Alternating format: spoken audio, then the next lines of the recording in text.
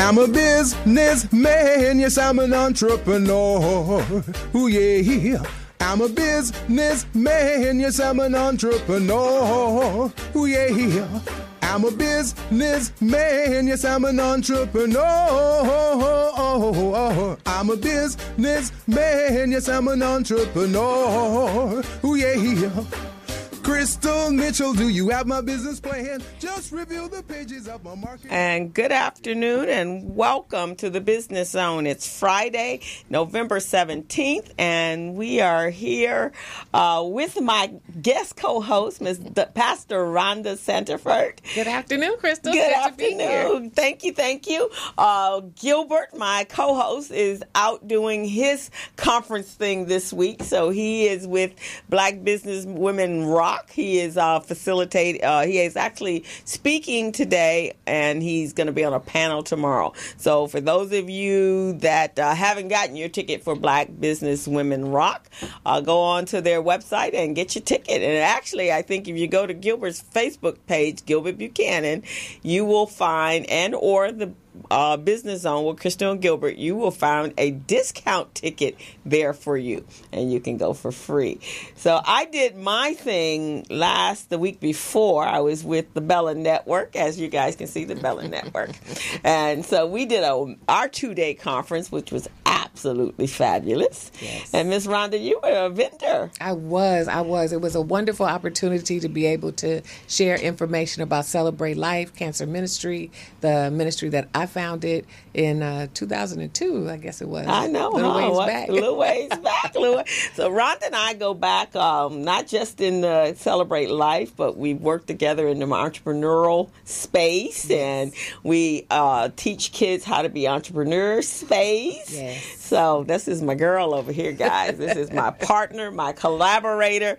When we say let's do something, we just do it, right? And I love her for that, and we about to do some other stuff coming up. So we'll keep you guys tuned in as we work out the details, and then we'll hit the street with it running. Like real soon. Real soon, people. Real soon.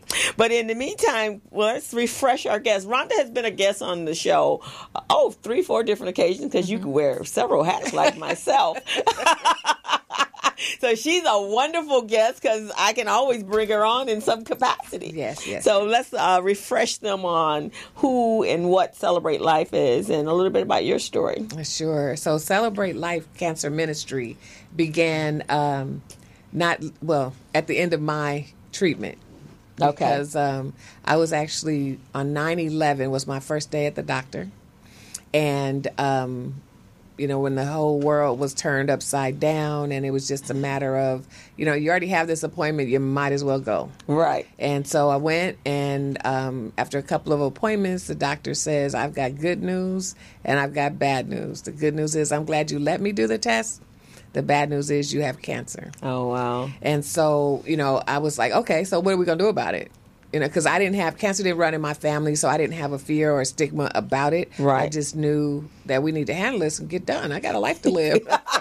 You ain't got time to be playing around. At all. In fact, one of the things I told the doctor is, let's do it. There's nothing to it but to do it. Let's lock and load. He probably was quite shocked. Surely he was. Yeah, surely he was. Because most people were falling apart and laying out and screaming and in denial. And you're like, let's lock and load what we got to do. Let's get one. Let's get started now. So, because I have a speaking engagement in December, or I see you the day after, we can get started then. I am sure doctors love that kind of can-do-it attitude about health care. And we are actually privileged today, and we'll find out if he likes that attitude. We have Dr. Emel. He is a board-certified pediatrician and physician at Kaiser Permanente, Baldwin Hills, Crenshaw medical facility. So they just opened. They're now open for business. So we're going to have a wonderful conversation and chat with them on why they came to our community and how we're going to deal with our community's special issues. and what we can expect from them. So in about 20, 30 minutes, we'll have them here at the table. Sounds good. So what's going on this weekend? Oh, this weekend I will be a vendor at the Black Beauty Shop Health Foundation's Beauty in Motion Walk for Wellness, Beauty and Fitness Expo. Wow. That's a whole lot of stuff. So Margot LeGroux. I know Margot. She's invited me to participate, and it's free. It's free. Did I say it was free? Free, guys. Free. That a wonderful price of free. Surely someone paid, but the participants and the guests that come don't have to. Okay. And so there is a walk that starts at 10 in the morning. And where are they going to walk? At Baldwin Hills Crenshaw Mall. So they're going to walk the whole mall. Well, that's sometimes when I can't get to Zumba, and I need to work out, so I either go to Westfield or I go to the Baldwin Hills, and I just walk the whole entire mall, all the way over to Macy's, all and all the way back over. Yes, so it's still movement. But they do have teams of people that will be walking during the walking portion, and the time for the event, the entire event is 10 to 3. Oh, okay, cool. So you have plenty of time to do whatever you're going to do for tomorrow and then come on down. Okay, well, I have tennis every Saturday morning. I have a standing tennis lesson, but I'll come by afterwards, and then you and I are meeting. So I'll come by and check it out. My good friend Dawn Strozer is Dawn, do something Strozer. Do something Strozer. You know, it's so interesting how small the world is, right? So I was with Dawn. Dawn is one of the Bellas. So the Bella Network is an organization of women, progressive women who are creating a tribe for one another so that we can support each other in all aspects of our business and help us take our business to the next level. So we had done a 2-3-day conference, which you were a vendor of. And so Dawn and I, and she loves to tell this story, that Alicia Matson is the founder of the Bella Network. So I was a participant at Dawn's studio, and I did Zumba over there 3 times a week, right? So Dawn introduced me to Alicia. So she likes to make sure that Alicia understands that I was her friend first. So don't y'all be trying to get friendly and leave her out.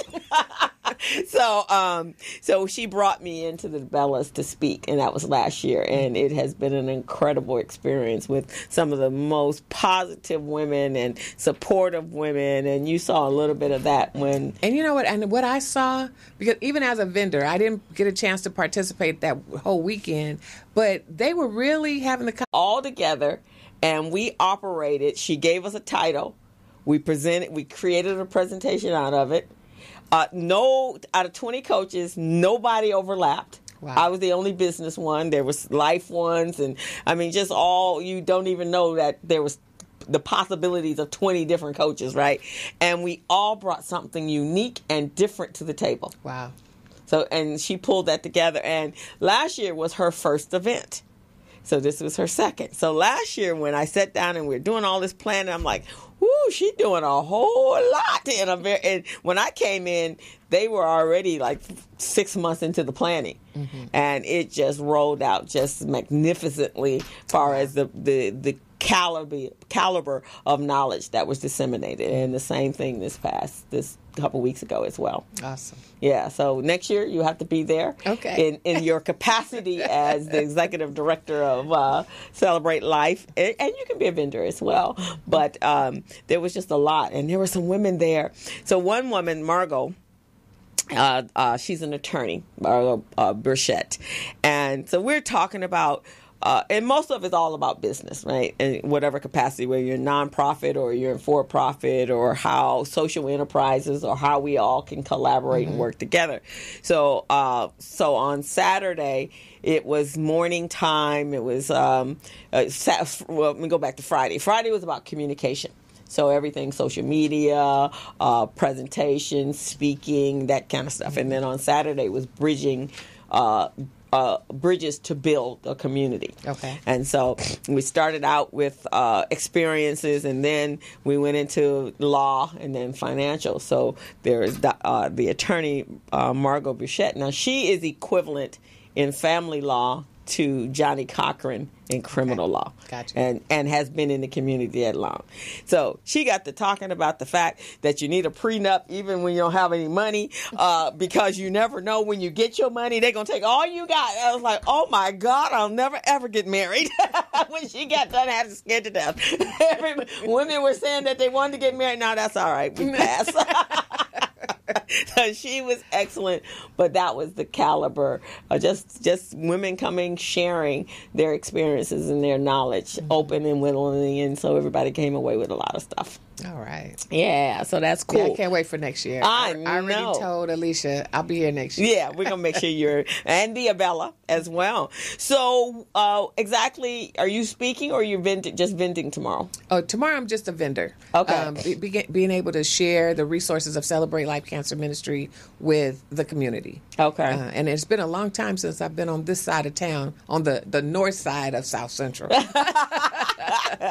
to share my information. Okay, and it's a very valuable message that I would imagine getting that diagnosis. My mom had small cell lung cancer, and but she's, I got it from somewhere. So when she found out, she went to work as well. She did her research. We interviewed doctors. I think we mentioned that last show. She interviewed surgeons.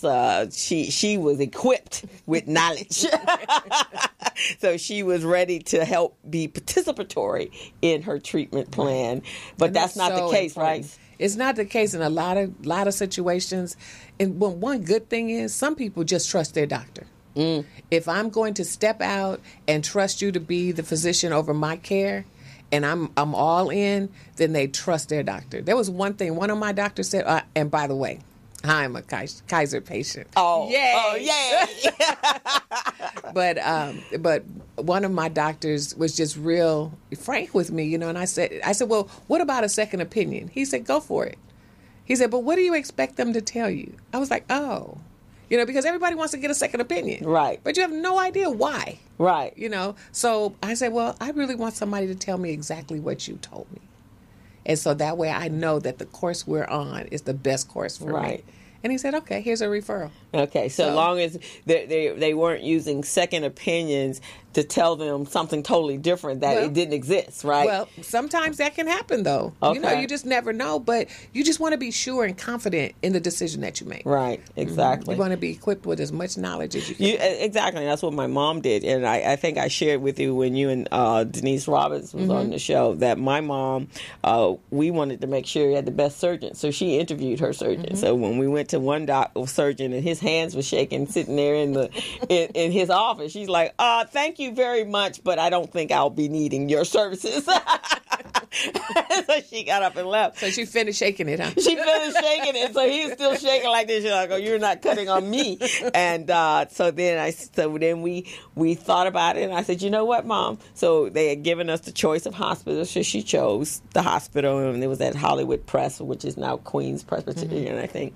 And I said, "Let's call," because she was a nurse. She worked my mom was a surgical nurse at St. John's Medical Center in Santa Monica. She retired from there. I said, "Let's call the surgery department and ask one of the nurses who is the best competent doctor with the best bedside manner." She goes, "That's a great idea." And that's what we did. And I said, "You're going to call from a nurse's perspective." Right. So that they will feel comfortable. And so that's what we did. And he was amazing. Yeah. And he was amazing. Now, one of the things what we did and was she had a great team. So her regular internist was a woman who specialized in geriatrics. So she really understood seniors.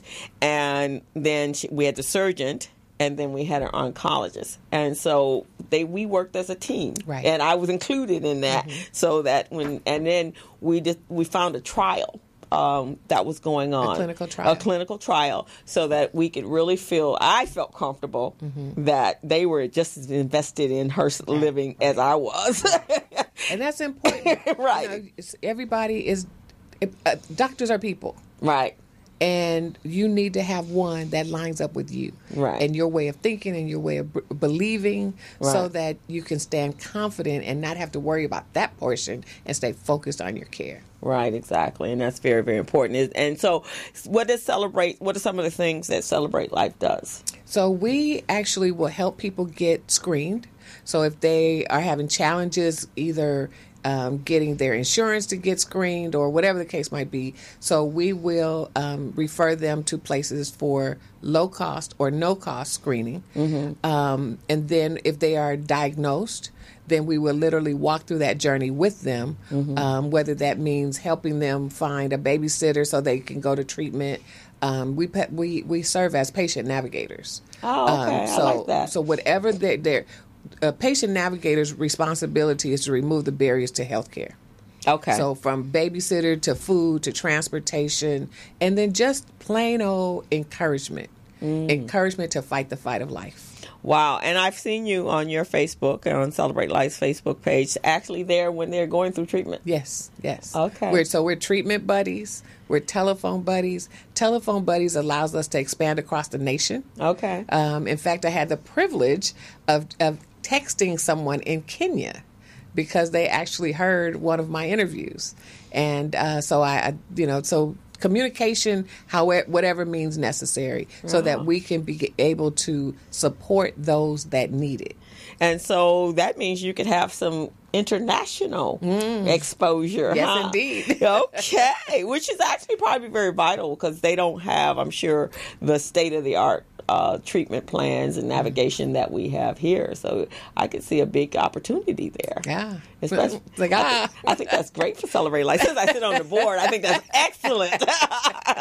Well, that's great. And, the internet has made that possible. Yes. So that people, as long as there's a connection online, you can speak and have conversation and outreach to anybody in this world. In fact, we'll be doing that next year. Oh, really? In January, I plan to launch a segment online, whether it's, but I want to make sure it's a private line that people have to register to be in it. Okay. I don't want people to just jump on and find, what are they talking about in this room? No. Okay. Because we're still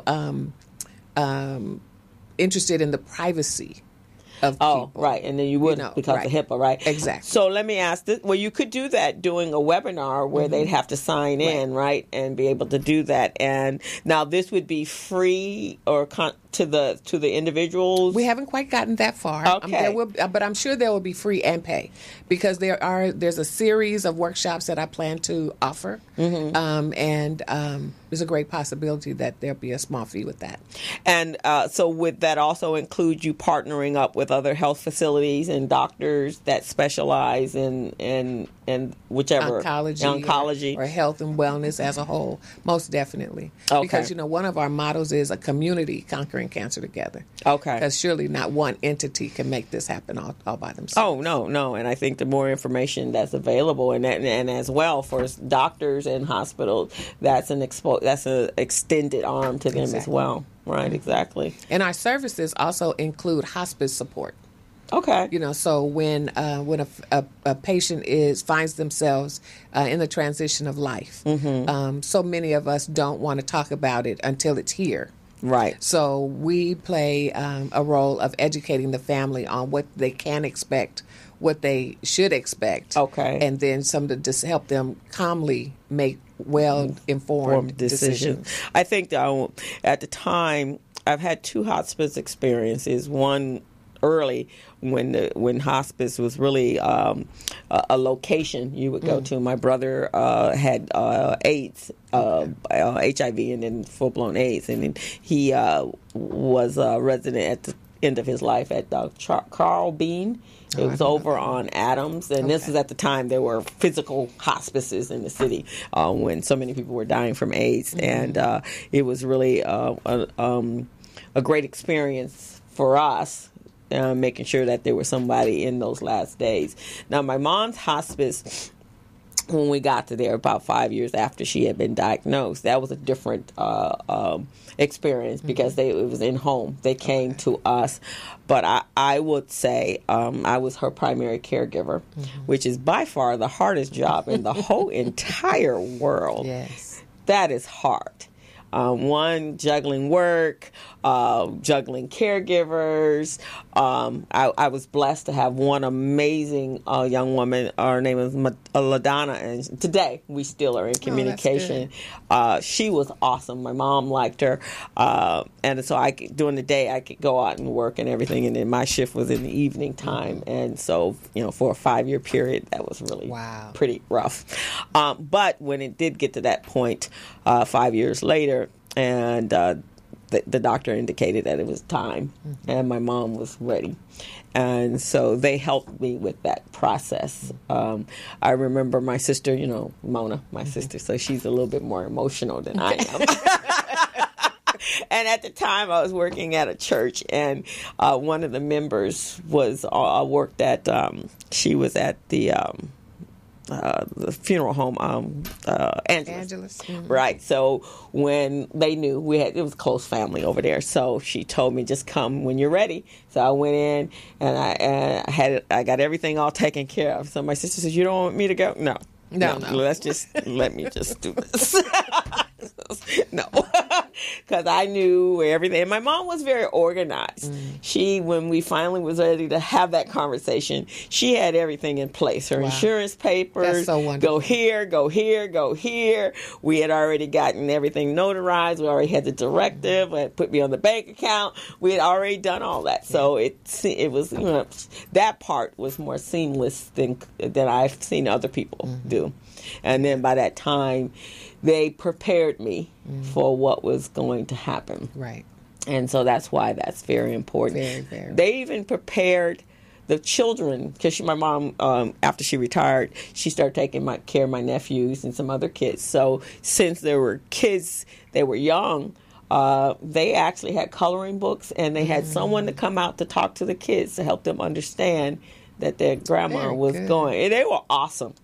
They were awesome. So hospice is important. Yes, it is very important. It's not to be feared. I knew what to look for, as it was coming. To have somebody walk through that journey, even that portion with you. So often we want to handle it ourselves, but no, let the people who know what they're doing help guide you through this journey. Yeah, I think that's very, very important. So that's a good message.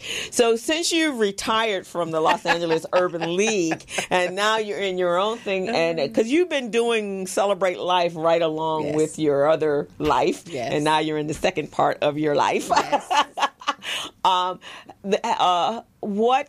You've gotten more exposure? Oh, wow. So much more. And this year, for real. It's like normally, October is usually the month that is breast cancer awareness. So people book me to come and speak at their churches a year in advance. Oh, wow. Just for October, though. But this year, there were radio interviews, internet radio interviews. I was with Dawn Do Something Strozier a couple of times. Yeah, she loves you. I was just talking to her yesterday. She loves Pastor Rhonda. Dawn's full of energy. She's so wonderful. And, even Margot's show, her voice. Oh, okay. And her voice. Something in her business. Yeah. In fact, I think it was Margot's show that went international and had the lady from Kenya to connect with me. So I've been doing a lot of speaking and teaching. I also serve as a consultant with Black Women for Wellness, with the Denise Roberts Breast Cancer Foundation, providing community health education. I work for Charles Drew. Oh, Lottie, you're a real entrepreneur now, huh? Cancer Research Center. So, and I'm actually doing a project where I'm interviewing 100 pastors in the city of Los Angeles to talk about health and the community. What do they have in place, and what would they like to have in place, and what would it take for them to get that? Because as Charles Drew continues to do our program development, we'll be able to fold in the requests that the pastors are talking about now.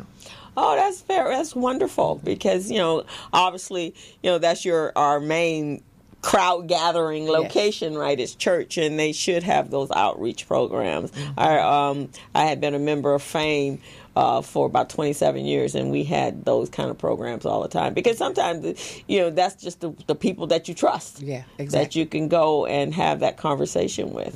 Yeah, so that's great. But it's great to have an outreach. I know when my uncle was diagnosed with prostate cancer, I reached out to my Rhonda and to help give me some guidance. And so the latest news on my uncle, his PSAs is down to 2.5, something of that nature. Yeah. So we're very, very pleased. He called me. I was out of town, and he says, I got to talk to you right now. I got to call. I was like, what? He goes, I got good news. And I said, what's your news? He said, glory be to God. It's down to 0.2.5. I was like, well, wonderful, Uncle. That's good news. So we're very happy. But even there, I went to meet his doctors. We had some incidents that took place, but Dr. Dana Scott is was his urologist. Urologist, right? And so she's amazing. She is.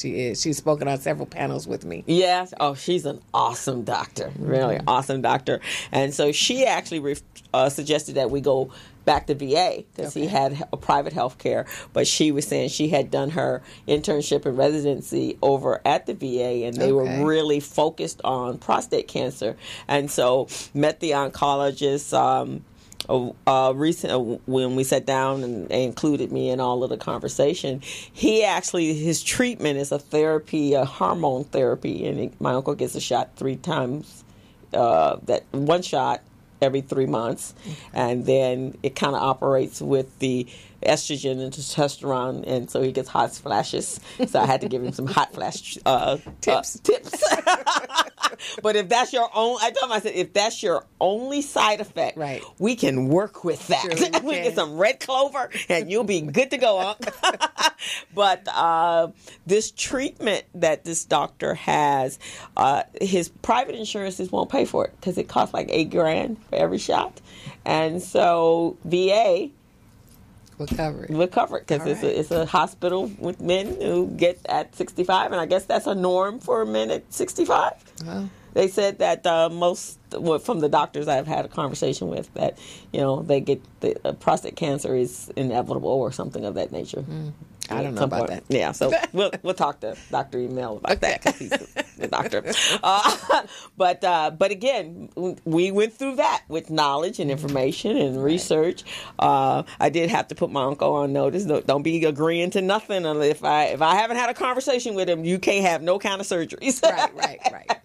Because that was an experience. Again, now, here's what I found with my mom and other seniors, that something happens when they go to the doctor as a senior. It's like they don't get heard. And so certain decisions were being made, and until I stepped in, then we got some folks to listen to me. Well, if you step in anywhere. This is true. But when you go to the doctor's defense, there's a lot of information. Okay. That you have to compute, and it's as if the doctor, like for me, the doctor could have said, you have cancer, and keeps talking. Right. And while he might be over here in the conversation, I'm still at, I got cancer.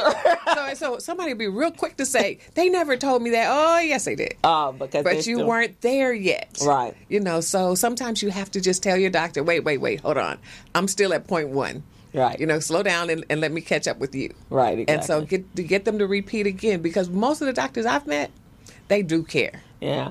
And but again, that's why patient navigation is there, because of the fact that you have information, one, from an place of experience, and two, because you're interacting in this space, and you can help them better navigate, and I think that's very, very important. And no one should ever go to the doctor alone to hear anything of a major situation. Right. Never, ever. Right. And if you do go the first day, then it's like, can we put a pin in this? Or turn a tape recorder on or something. But let me go get some people, some family, somebody, so that they can sit here and listen, so you can hear what I'm hearing. Exactly. I totally agree. And hear what I missed. And hear what I missed. Exactly. And the little things that were said in between, between the line stuff that I just couldn't. Once you gave me that diagnosis, I was like, Wow. Right, Okay, I'm right. done for you. You're absolutely right. So we're going to take a quick break. We're at the half hour into our show, and then we're going to bring on our guests. Sounds good. Okay. Hello, meet Larry. Larry is a general contractor. Larry is very good at his craft, but Larry has a very tough time managing his paperwork because he is busy taking care of his clients' needs.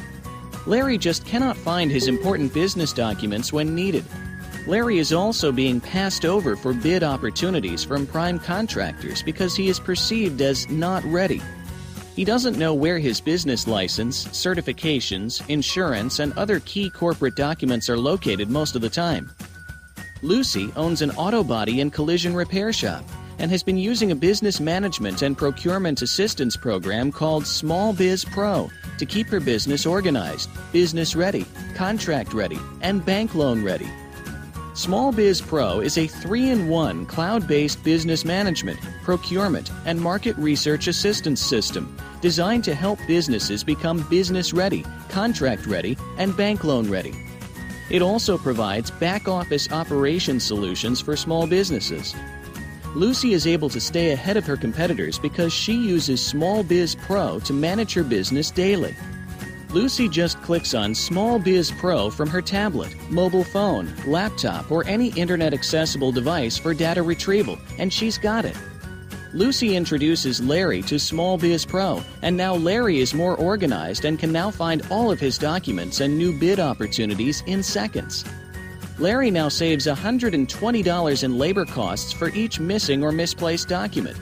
Just simply go to your web browser and log into smallbizpro.net and register today for a limited 30-day free trial offer. Services start as low as $1 per day. Let's put the competition out of business. Small Biz Pro. If you stay ready, you don't need to get ready. Register now at smallbizpro.net and begin saving money. Email info@smallbizpro.net or call 626-533-1186.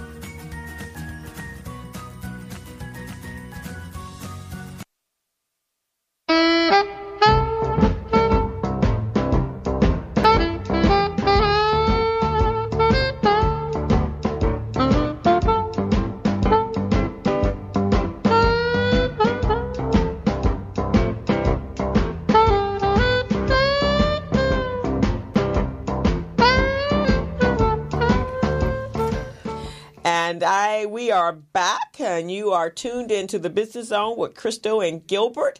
And my special guest host today is Pastor Rhonda Santifer. And Gilbert is out today. He's at a conference, the Black Business Women Rock, and he is speaking at the event today, and he's on a panel tomorrow. So we miss him, but we'll hold it down for him. And the Business Zone is the place where business and entrepreneurs and supplier diversity come together to create successful businesses in our community. So one of the other things that we do is bring other individuals that are in our community, like Pastor Rhonda and her nonprofit, and now we have Dr. Emel from Kaiser Permanente, Baldwin Hills. We want you to be knowledgeable of what's going on in our community so we can make better business decisions, better personal decisions, and health and business kind of go together, because if you don't have your health, it's really difficult to do business, right? And one of the focuses that myself as a business coach and the co-director of Recycling Black Dollars is that we create a healthier community, both mind, body, and soul, so that we can change what's going on in our community today. And I think that's very important. We are no longer in a position where we can sit back and be apathetic, because things are changing in our community for the good, and some not for the good.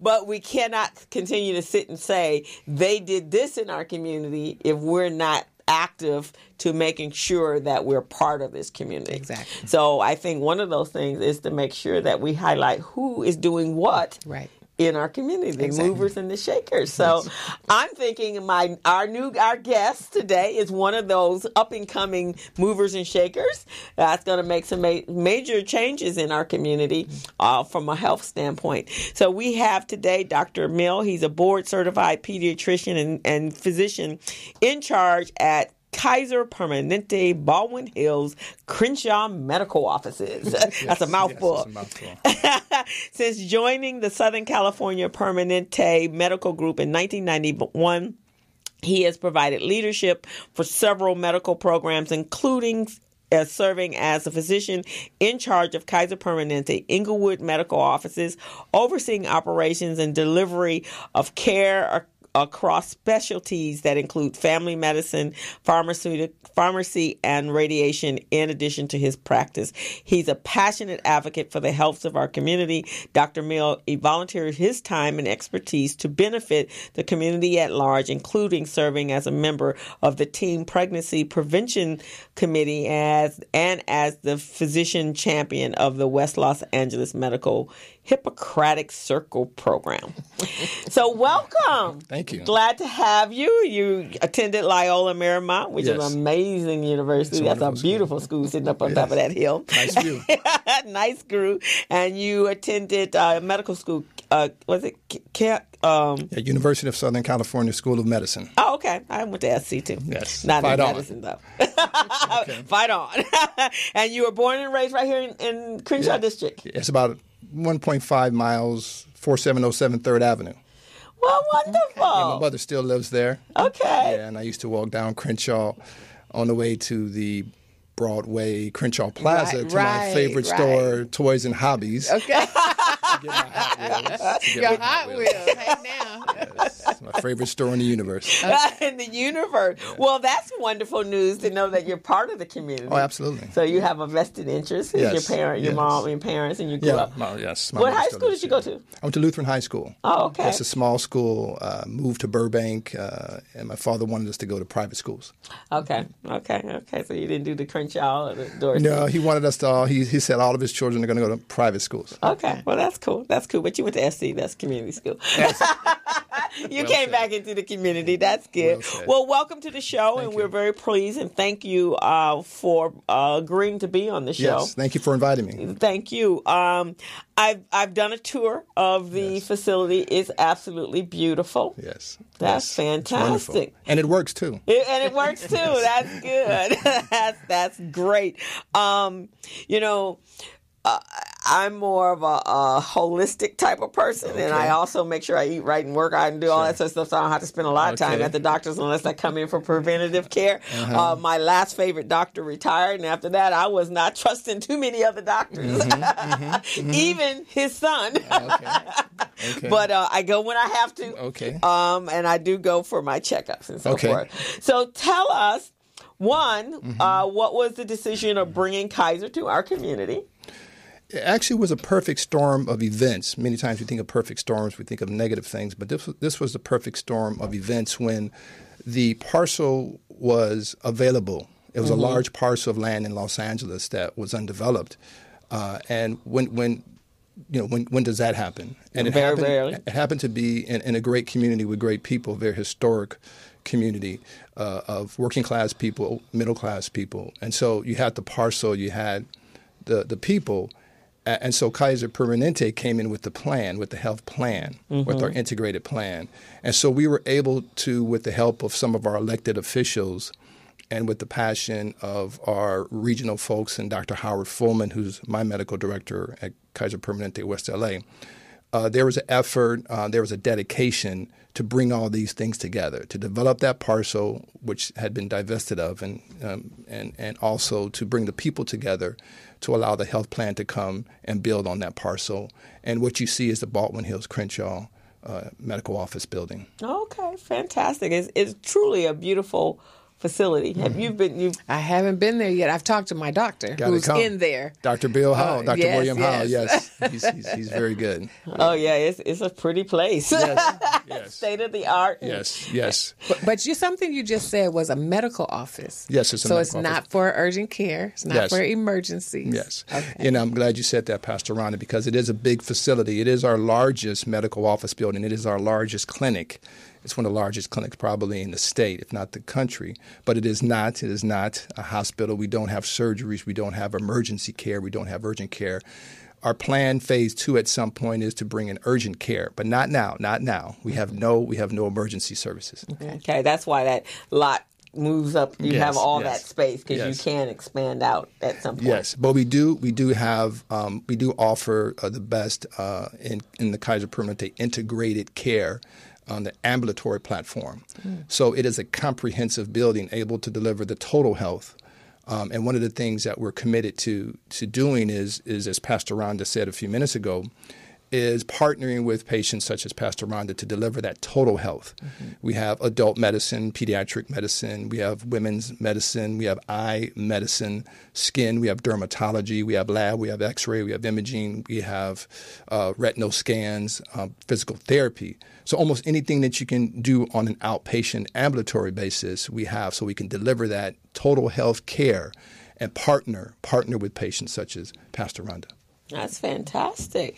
Well, that's good. We like that to celebrate life because, as we were saying earlier, how important it is to have that team in your care. It helps you guys as medical professionals to also have organizations that are working with you to make sure that your patients are getting the right information. Because I know my aunt, she lives in Tennessee now, and so she'll go to the hospital. And she's like my mother. We're all researchers. That's just what we do. And my uncle. So she'll be in there, and she had a cardiovascular thing going on because she's had blood pressure issues, and she was young, right? So she'll go in and she'll take out her laptop and she'll bring up her MD, WebMD. And then one doctor told her, he says, you do realize that WebMD doesn't have a medical license like I do, right? Yes. You know that, right? Yes, you can repeat that. Yes, it's true. It's true. So we had to chuckle. She goes, okay, I'll dial it back. Yes. But, we do have something, WebMD is fine. We also have our own evidence-based, clinically based website, kaiserpermanente.org. And you can get a password. It's no charge. You have to be have Kaiser insurance. You have to be a Kaiser Permanente member to get that. But once you're a patient, once you're a member there, that website offers you general medical information, but also specific information to your particular care. You can also make appointments with that on that website. You can get medication refills, get your vaccine record. You can get lab results, and you can also sign up for classes on that. So there's so many things on our website. So WebMD is fine. KaiserPermanente.org is better. Okay. There you go. But while we're right there, let me throw something. let her throw. I had an issue that I had to show my doctor what it was. I took the picture. I emailed him. I said, do I go to you first or do I go somewhere else? The next morning, the other department was calling me and saying, we'd like to schedule an appointment. Yes. Yes. Now, that's some teamwork right there. Yes. I like I was telling Pastor Rhonda, we like to just replicate and copy her. She's wonderful. Yeah, she's that can-do kind of person. Yes. I know when I did the tour, and I actually put together, and when we get to our next break, I put together a compilation of pictures or photos from you guys' facility. So there's an area called Thrive. Yes. When you first walk in the door. Yes, and you mentioned something about, we talk about alternative and complementary medicine, and our facility is built on the Cultivate or the Life Integration model, which says instead of waiting for sick people, ill people to walk into the facility, to limp into the facility, to be wheeled into the facility, we're going to make sure that our facility is embedded and integrated in the community. And we were able to do that with Baldwin Hills Crenshaw. Kaiser Permanente, Baldwin Hills Crenshaw. But not only that, but when you walk on the campus, you see our innovation, you see our design, which is intuitive and intelligent, and it inspires you to want to be healthy. There's a walking path on campus, on our clinic campus. We have a walking path, so you can exercise. Okay. So you can walk at the mall, or you can come across the street and walk on our campus. Wow. Okay. We also have exercise machines. We also have a yoga lawn, a Tai Chi lawn. We have a community center. The community can come in and have their own meetings. Oh, we didn't know that. It's a multi-purpose campus. And so we want the community to partner with us. We want to be integrated into the community, the life integration, so that we can help our patients who come to BHC, Baldwin Hills, Crenshaw, seeking a BHC, a better health condition. Hey, I like that. I like that. I'm not done. Okay. Yes. And so we can be about being our best and helping and caring for them. And we pledge not to be bothered or hurried or callous, but we want to be there in order to BHC build healthy community. Okay. And, there's some pretty unique healthcare needs in our community. Yes. A predominantly Black community and in our surrounding areas, Latino, but diabetes and heart and high blood pressure is a main issue in our communities. Fear of doctors. Yes. And now with the healthcare Covered California and the national affordable health care issue that we have going on, which is not called Obamacare, is called the Affordable Health Care Act. That has been an issue because being able to afford health care, have health insurance so you can feel comfortable to do the preventative care. Yes, yeah. And so one of the things that Kaiser prides itself historically, we've been around for 80 years or so, is that we are committed to delivering high quality, affordable, accessible health care to the communities we serve. Okay. That's part of our KP promise. So it has to be affordable. If you can't afford it, then it's pretty useless. We want to make sure it's affordable. And also we do cover in Covered California, Kaiser Permanente is in the Kaiser Insurance. You can get it through Covered California. Okay. So we are part of that also. Oh, okay. And yes, one of the opportunities that we have is also to use our integrated model, our Kaiser Permanente integrated model, to serve the great needs, the great physical and mental needs in the community. I mean, we all know about the high blood pressure, diabetes, high cholesterol, the breast cancer, the prostate cancer, which is higher in the African American community, diabetes higher in the Latino community. The mental health, stress, anxiety, depression. Right. We have. We have mental health. Oh. Psychiatry in the building. Oh, okay. Yeah, that's a big issue. So we can address those stress, anxiety, and depression, which is higher in the African American Latino community. Yes. Okay, that's fantastic. So, like I said, it's a beautiful facility. One of the things that was really nice when I did the tour, you guys used artwork from those in the community, right? I was walking on my group that I was with. A young lady did the mural on the bottom floor. It's pretty long. I think it's blue. One of my favorite pieces. Yeah, right there. And then the big eye. Upstairs, outside of the optometry, right? Yeah, and the building from its inception, what we wanted to do was, again, partner. You'll hear me say that word again, partner. We want to partner with the community in building. So Turner Construction was tasked to make sure a certain percentage of the construction workers were from the community. So we had people, electrical, carpentry, who walked to work in the Crenshaw area. Oh, that was fantastic.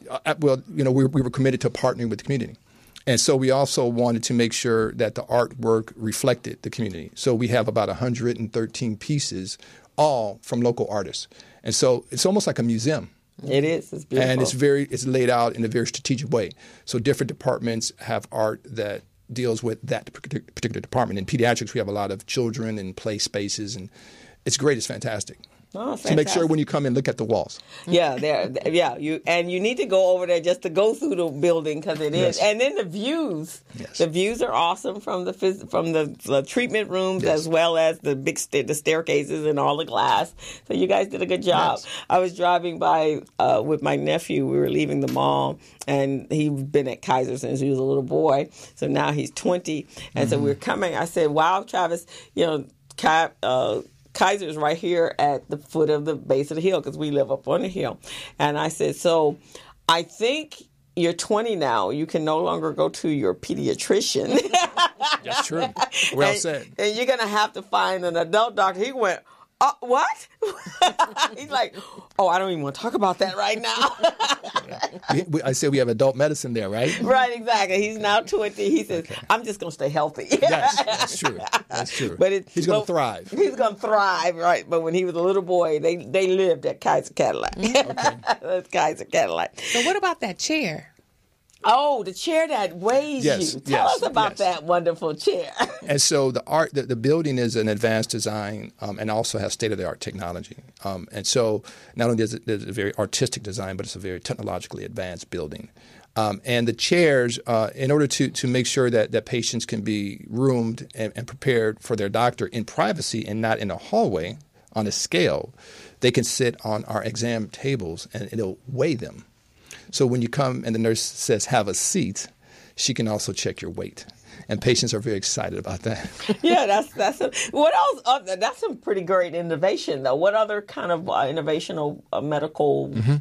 Well, in order to get full use of the building, again, you have to sign up into the kp.org website. Okay. And once you have that password, you can actually check in at home. So if you have an appointment with Dr. Emel, you can check in at home and they'll give you a QR code. And then you bring that to the service rep at the door and you're checked in. Oh, wow. When you come in, also our pharmacy, you can check into our pharmacy and then they'll call you when your medicine is ready. We also have dashboards, almost like arrival departure boards at the airport. And so when you check in, your name comes up on the board and it'll let you know when you go to the lab or when your doctor's appointment, when you go there. When you get up to the floor, we also have 42-inch monitors within the exam rooms. And so you can watch health videos. The doctor can put your chart there, and we have our own electronic medical record. And you can see that right there and also get electronic health information. Our tables weigh themselves.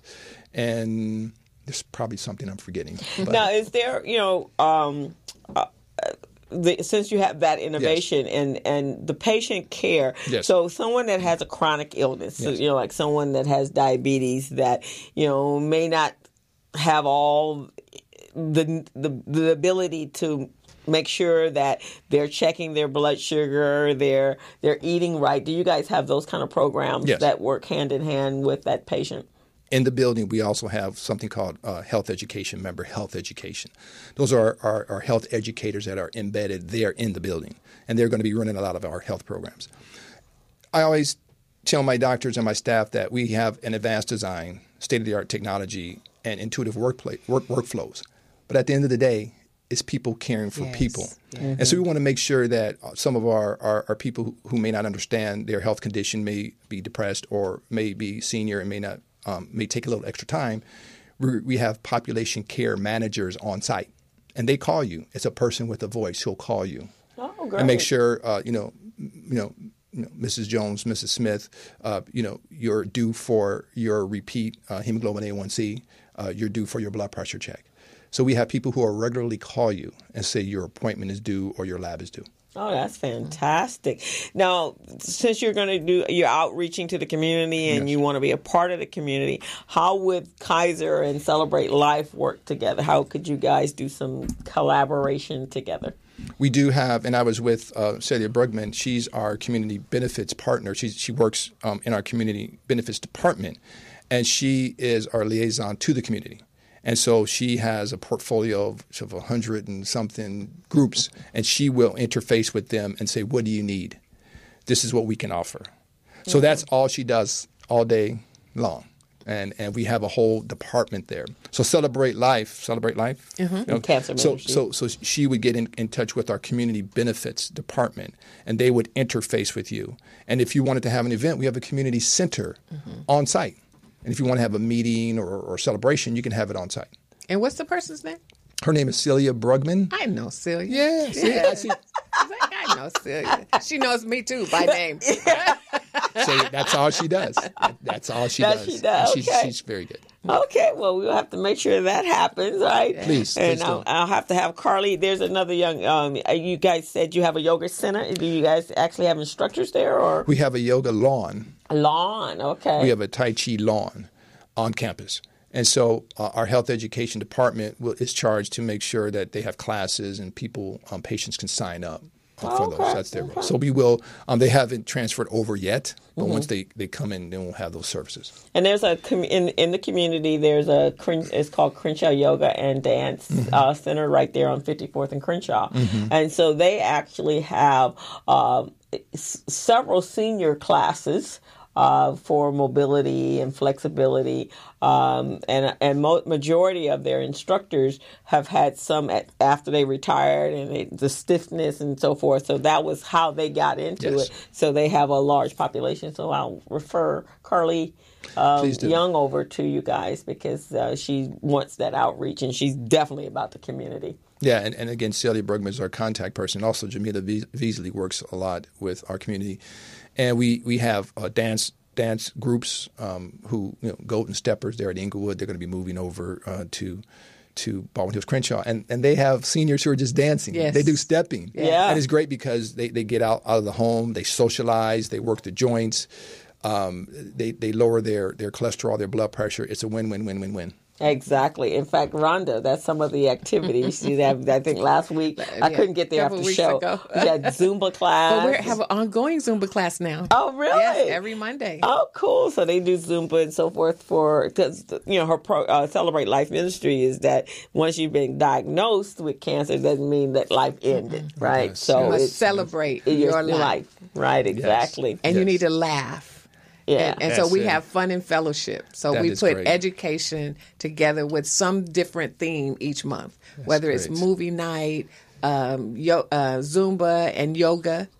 And in fact, December the 8th, we're having paint and sip. And we meet at Holly Park United Methodist Church. So how you have paint and sip in the church? Because we have paint and mocktails. There you have it. Well, in the Catholic Church, they drink wine. A little wine. But it's we would love to have groups like Celebrate Life on our campus because one, it shows that just because you get a really significant diagnosis, Yes. that doesn't mean life stops. Exactly. Not only we want to see our people demonstrating that we can be victorious. And it's not that the cancer has me, but I am a person who has a life, who just happens to have a diagnosis with cancer, who can still live and love and laugh. Exactly. Yeah, I think it's very, very important. And the movement is very important. I know, when we get to a certain age and you retire, a lot of our community don't understand how valuable and important exercise is, and movement can really help you avoid a lot of medical conditions just by getting up. But, I look at so many people, they'll go, Crystal, how do you do Zumba 3 times a week and go play tennis on the weekends? And I do hot room yoga, which I haven't quite embraced yet because it hurts, but I'm working on it. I do a burlesque class because it's about movement. Whenever they got a dance class somewhere, I got to get out and move because I want to be able to do the work that I do. I can't wear all the hats that I do if my body can't keep up with me. That's right. That's true. That's true. And I think that one of the things that, we have a different building, a new building, new technologies that are very different. But we also, and I mean I'm not just talking about patient staff, but also physicians. I'm a physician. We have to think differently. And one of the things that I had a meeting with one of our patient council advisors, and he was saying, instead of pushing pills, what about pushing plant-based diet? Oh, that's good. There you go. Because we know that with plant-based diet that people are better in control of their numbers, their blood pressure goes down a way, their diabetes goes down in a way. So I think that we really want to partner with the community to say, let's do this differently. We can do better. Right, we can do better. And yes, you need to control your blood pressure with medicine right now, but also you can better control it with exercise, with diet, less stress, plant-based eating. Right. And the goal is to get that blood pressure down and to get you off medication altogether. We're not there yet. Don't stop taking your medication. But you're working toward that, which is very important. Yes. We're going to take a quick break, but I want to have a conversation about that because that's one of my pet peeves is going to the doctor and they take your blood pressure and the next thing you know, you're handing you a prescription saying, go get it filled. Well, whoa, wait a minute. You don't even know what's happening. So we're going to take a quick break and then we'll come back and have that conversation. Great. Okay. Hello. Meet Larry.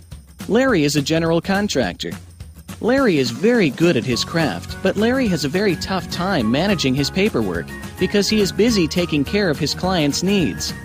Larry just cannot find his important business documents when needed. Larry is also being passed over for bid opportunities from prime contractors because he is perceived as not ready. He doesn't know where his business license, certifications, insurance, and other key corporate documents are located most of the time. Lucy owns an auto body and collision repair shop and has been using a business management and procurement assistance program called Small Biz Pro to keep her business organized, business ready, contract ready, and bank loan ready. Small Biz Pro is a 3-in-1 cloud-based business management, procurement, and market research assistance system designed to help businesses become business ready, contract ready, and bank loan ready. It also provides back-office operation solutions for small businesses. Lucy is able to stay ahead of her competitors because she uses Small Biz Pro to manage her business daily. Lucy just clicks on Small Biz Pro from her tablet, mobile phone, laptop, or any internet-accessible device for data retrieval, and she's got it. Lucy introduces Larry to Small Biz Pro, and now Larry is more organized and can now find all of his documents and new bid opportunities in seconds. Larry now saves $120 in labor costs for each missing or misplaced document. Just simply go to your web browser and log into smallbizpro.net and register today for a limited 30-day free trial offer. Services start as low as $1 per day. Let's put the competition out of business. Small Biz Pro. If you stay ready, you don't need to get ready. Register now at smallbizpro.net and begin saving money.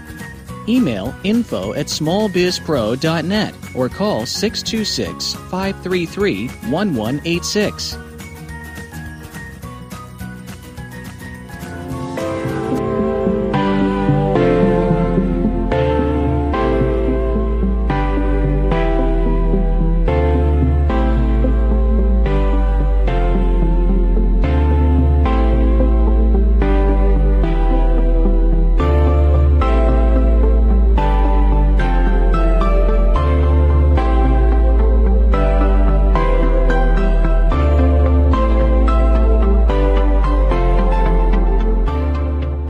Meet Larry. Larry is a general contractor. On our committee. I work with them. And we are back, and we're having an amazing conversation with Dr. Emel and Pastor Rhonda, and just talking about the things, making health part of and your health care a normal part of life, not something that you have to be fearful about. And so for those of you just tuned in to the Business Zone with Crystal and Gilbert, you should be able to watch us now at Morris Media Live on YouTube channel and as well as my Facebook page. So you should be seeing both of that. So if you don't see me right on my mobile phone where you can actually have conversation, that's why we didn't amped up our technology here at Morris Media Studios. And if you have any questions for Dr. Emel or Pastor Rhonda, you can give us a call at 323-293-3375. That number again is 323-293-3375. Please call and ask us a question, any questions of both of my guests, and I'm sure they'll be happy to entertain you. So before we went to break, years ago when my mom was sick, and I mentioned that to both of you guys, so I'm running doctors, taking her to the doctor, being caregiver. Some days I come home, she would refuse to talk to me, and I'm like, what the heck? Why are you not talking to me? What did I do? And so I would go, and at the same time having to take care of me, because I knew the importance of taking care of me during the time of taking care of her. Right. It's like putting the oxygen mask first on me. Care for the care. Care for the care. So I'd go for my physicals and breast care awareness and all that sort of stuff. And they take my blood pressure. And I'm one of those individuals, I get the white coat syndrome. Oh, yeah. Right? That's real. That's just the real deal about me. Always has been. And what's that? that's where your blood pressure is already elevated. Gus, you're sitting at the doctor and they didn't put that cuff around your arm. Yes. So automatically my blood pressure is going to be higher. We have new technology for that also. Oh, okay, that's good. I might have to change my affordable health care over here. So anyway, so I'd run in, and I'm running late because I got work. I'm business coaching, RB Recycle Black Dollars co-director, and I'm coaching this. I'm working with whoever I was working with at the time. So I run, find a parking space and whatever, race across the street, get there, and the first thing they want to do is take your blood pressure. Yes. And it's like 4,000 over whatever, 900 million. And they're like, oh, you have blood pressure problems. Let's give you some pills. Why don't we find out why first before you? Because I hate. Only pill I take is a vitamin, some sort of supplement that will make my body. I don't like taking medication at all. Right. Yeah, we see that a lot in our community. And the problem is that we can't have it both ways. We can't eat a diet that's high in salt and sugar, have high stress, not exercise, be sedentary. That is going to have a negative effect on our body. Right. So our pressure will be elevated. Our sugar will be elevated, our weight, our cholesterol, fat will be elevated, and our body will not function, and that will quicken the pace of deterioration. Okay. So we have to, at some point, there's a break point. We either have to stop doing those things, or a pill is going to slow that down. Okay. So I think when we talk about having life integration and care transformation and partnering with our patients, we're seeing there's a better way. You have a great idea of plant-based diet, which is an idea that came from our patient advisory committee. Instead of having pills, let's push plant-based diet. Okay, let's do it. Because we know, Mrs. Jones, Mr. Jones, that if you eat better just alone and exercise, just do those two things, your blood pressure will come down. And your need for the pill that you don't want to take, guess what? Your blood pressure is normal. Do you need a pill anymore? And it's normal. Why? Because you're eating better. And exercise. Right, exactly, which is important. And so and that's you. That was my response to that. First, find out why, and secondly, I'm taking care of my mom, so that's the stress level is higher, right? And then the second thing is just tell me that that's what I need to do, and I am on a diet yesterday, and I will make sure I'm reducing what I'm eating, if the sodium and the what have you, because all that other stuff to me is like take the blood pressure pill. Next thing I know, I'm on a pill for diabetes or insulin, and then next thing I know, I got heart problems because it's all tying in together. But that's not. My grandmother was she lived to be 102, and she never took a blood pressure pill. She never had. When she died, it was because her body said, okay, I'm tired, I'm ready to go. But she was a vegetarian. And she walked, she moved, her brain was active. And when she first came here from Alabama, when she first got here, she's like 60. We brought her here kicking and screaming, but she was like 75 years old. And when we took her to our doctor, our primary care doctor, and he got in and he was like, checking her out, and she was standing tall. She was like 5'6", 5'7". She wasn't hunched over, and her brain was sharp as she was sharp as a tack. And he says, "Okay, what medication is she on?" She goes, "None," and that's the way I plan on keeping it.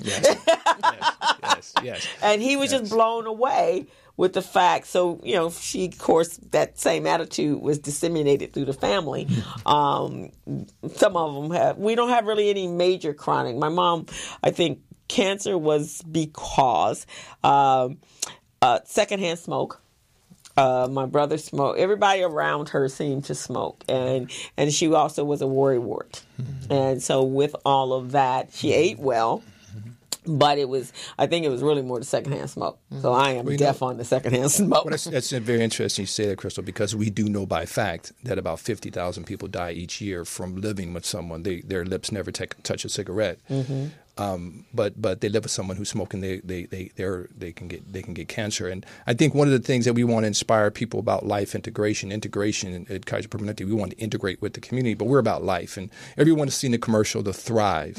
And so we really want to inspire people to get back to what our community has done very well of living. We have a very vibrant community. The Baldwin Hills Crenshaw community is very vibrant. And it's a great, exciting opportunity to be integrated and embedded and partnered with that community. And let's remind each other, let's just keep living and being vibrant and dancing and laughing. And pills are not part of that. No. But you have to also have your blood pressure and your sugars. 3 things I tell people is that when you go to your doctor, know your numbers, own your numbers, and control. And control them. Your numbers. Right, exactly. And the same thing with cancer, right? Yeah, exactly. Because eating, I know when my mom, we went into overdrive with the eating routine, and I changed we had a lot of green leafy vegetables and carrots and for the carotene, eliminated the sugar because we read that the cancer fed on the sugar. And so, in fact, I think I read something, and you can correct me, I think I read something the other day that it actually not just thrives on it, it actually helps create and cultivate the cancer cells. Something I was reading yesterday about that. So we were aware of that. We switched over to honey and more natural. And so, and my sister used to say, or friends would say, wow, you shop at Whole Foods? That's pretty expensive. I said, yeah, it's less expensive than me going to the doctor. But you know what? And that's true. And I think that brings up a good issue because when we think about plant-based eating, and that we're on that topic for a moment because it's so critical. A lot of people say, okay, wait a minute, isn't that expensive? And I'll be hungry, and it doesn't taste good. And we know those are not true. And we have the cooking. You mentioned the cooking class at break. Black Women for Wellness. They have Kitchen Divas, which will do a live cooking demonstration right in front of you, and then you get to eat it. How's it taste? It's awesome. I've tried to make some of it at home. I don't normally cook, but I've tried. Yes. I said, just send me that recipe one more time. Yes. Like one of the ones that they made was a sweet potato black bean taco with guacamole. Ooh. However, the shell was red cabbage. Wow. See, that's so good. That's living. And so I think that 3 things that really have to address with the plant-based eating is it palatable? Does it taste good? It has to taste good. Our people like it popping in their mouth, so it has to taste good. A lot of people will say, okay, athletes will say, okay, if I eat plants, I won't be able to perform. I need that protein. I need that protein. But the biggest animals in the animal kingdom are all plant-based. Right. Rhinos and elephants and hippos, those are plant-based, and they're the biggest animals in the community. And the last thing is it has to be palatable. It has to have performance, but it also has to cost a price. And once we address those issues, we can really get some success and traction on the plant-based eating. And the pill need is gone. It's go down. It's down until it's eliminated. So, being that Kaiser Permanente is a business, how many employees do you guys have over in your facility? Or will soon have? And are they hiring or? Yes, in our facility, in our Baldwin Hills Crenshaw office, we have about 250 to 300 employees, staff, support employees. We have 80 providers, and we'll have at our capacity, we'll have 60 doctors.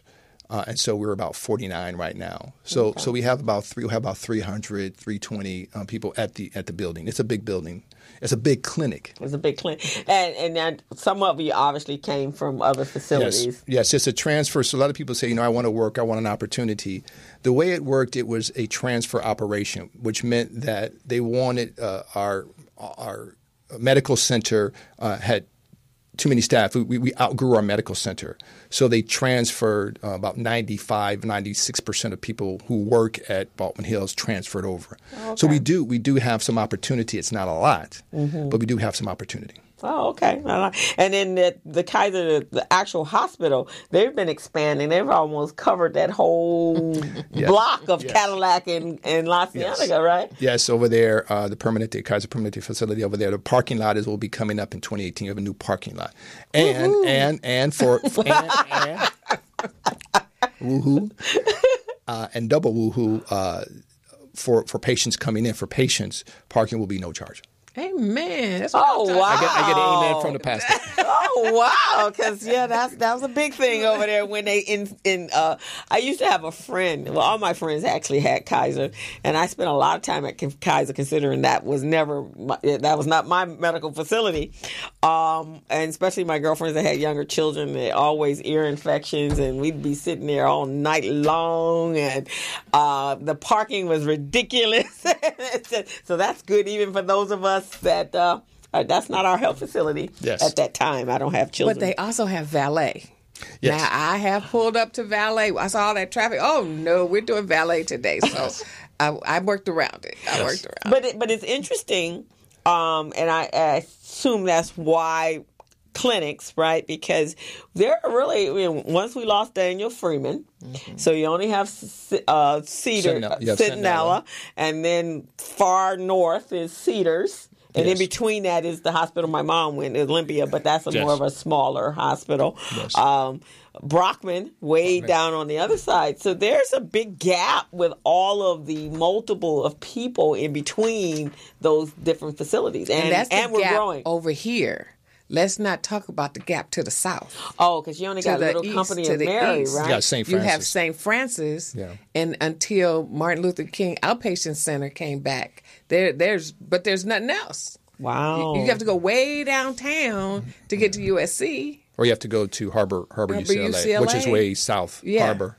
So, and it's more than a notion because the people in that community don't have little transportation or transportation challenges or just challenges, period. And to be able to get to a specialist. So is that the wave of the future, is more medical clinics and urgent care to offset the fact that there are not a lot of hospitals per se?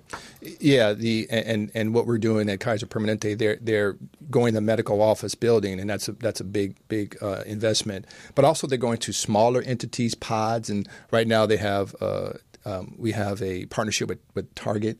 I'm going into some Target stores and offering some just basic primary care there, just very basic. Okay. So the goal is just to kind of seed the community with little smaller operations so that people are closer to their care. But what about telehealth? We do have telehealth. We do have telephone appointments. We have video appointments. We call them virtual appointments. And so, yes, we do have that. And also with your kp.org account, you can do what? You just said it. You can message. You can send an email message to your doctor. So now we're offering multiple platforms other than face-to-face. So what is video doctoring?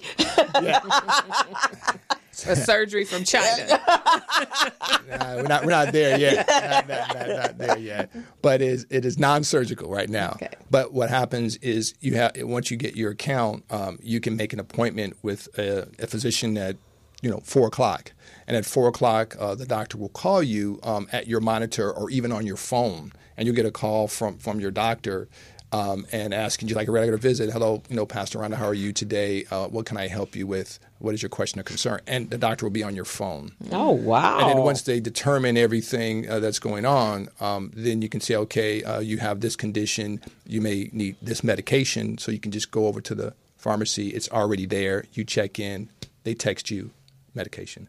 Wow. That's some innovation stuff. Yeah. That works. That's telehealth, video visits. Email messaging, and it's all in the palm of your hand. Wow, that's fantastic. I haven't needed that one yet. Yeah, that's pretty cool. Again, like I said, because there's so many people, and that was the purpose of affordable health care, was to be able to get people more connected to going to doctors, because it's really a no-brainer. If we preempt disease and expensive health care with just taking care of it before it gets to a place where it's chronic or critical, then that will save health costs if that's what you really want to do. Well, Kaiser, I can remember talking on the porch in Crenshaw District with my sister as a young teenager, saying that I wanted to go into medicine primarily for prevention. And we know Kaiser Permanente, that's our foundation, our Thrive Foundation is prevention. And so that's why some people say in the community there's some misinformation about vaccines. They're injecting this, they're injecting that. And one of the most successful things we've done, especially for young babies and children, is vaccinate them. That's one of the most important things as a pediatrician I'll do for my patients, because it's been shown historically and medically to reduce disabling disease and death. And if you Google the death rate for African-American babies in 1917 and the death rate for babies in 2017, they will not be infections. And one of those reasons is because of vaccines. And so when patients come into the office, they have some misinformation and some magical thinking. And my goal as a board-certified pediatrician is to educate them. Okay. So with that, when I went to undergrad school, my degree was going to be in child development, and so one of the things I had done a paper on autism, and this was back in the 70s, and at that point in time, it was like 1 in every 100, 200, 300 children, or actually they were bigger. I think the numbers were bigger than that, actually worked autistic. But those numbers have grown drastically. Yes. I mean, there's 1 in every other family that you meet in the celebrity world. A lot of them have children that are autistic. So if that's not the vaccine, what is that? What is it? Is it? What is going on? Sure.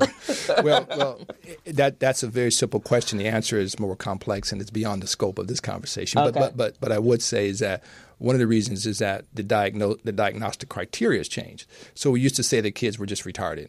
And what we've been able to do now is that this child has autism spectrum disorder. This child has some other cognitive delay. We're able to parse that out. So that's one.